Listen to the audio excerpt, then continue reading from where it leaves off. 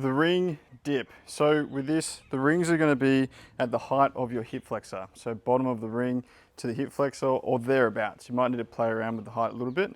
For the beginning, we want the rings to be at a height where you can keep your feet on the ground, but also get your arms straight in this support hold position, okay?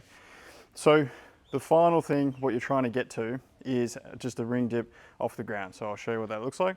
You start in a support hold, the hands slide to your pockets. I do my dip, and then I finish with straight arms. So how we're going to break this down, let's say you can't jump into the support hold. You just want to step into it with your toes on the ground, like that. Ideally, take your feet off the ground. First step is sliding to the pockets with control, like that. As you go outside to your hips, they're going to be a little bit more unstable, so you just have to be aware of that. Then you're trying to do the negative without your feet on the ground. Maybe that's all good, but you have to use your feet to come back up. You would just use a little bit of your toes to push, and then just getting back to straight arms. I don't need you to get back in front of the hips. That's only for the first starting position. During the reps, you just go straight arms is number one priority. And then as you get better at this over time, you turn the hands out. The wider you turn the hands out, the better. But if you're turning the hands out and just like flapping about like a goose, then just keep the rings, just keep your elbows straight and keep the rings as tight to you as possible, okay? So a rep might look like this for you. No feet on the way down. A little bit of feet on the way up, and then feet off again. Down, a little bit of feet off again.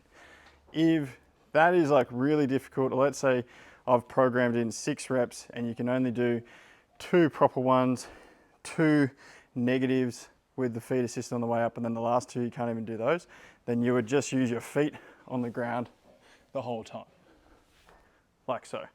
Trying to be really on the tippy toes so that you're using as little as possible.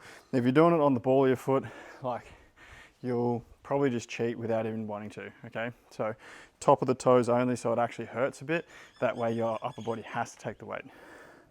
Key thing to notice with these, the longer the strap is, the harder it's going to be. So if you've got yours tied really short, that's good as a beginner because it's going to make it feel easier, but then you're going to hit a ceiling with it because the instability isn't as hard as something like this with really high rings.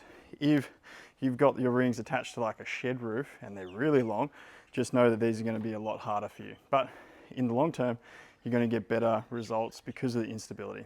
So final thing, this is what we're trying to actually achieve in the end, okay? A dip without feet support. So hop up, control, straight arms, and then you go again. Straight arms, go again. As you can see, as I'm pushing, it's flapping around a bit, which is good. You just want to get better and better at keeping it tight and controlled over time. So yeah, complex move, but that is the ring dip.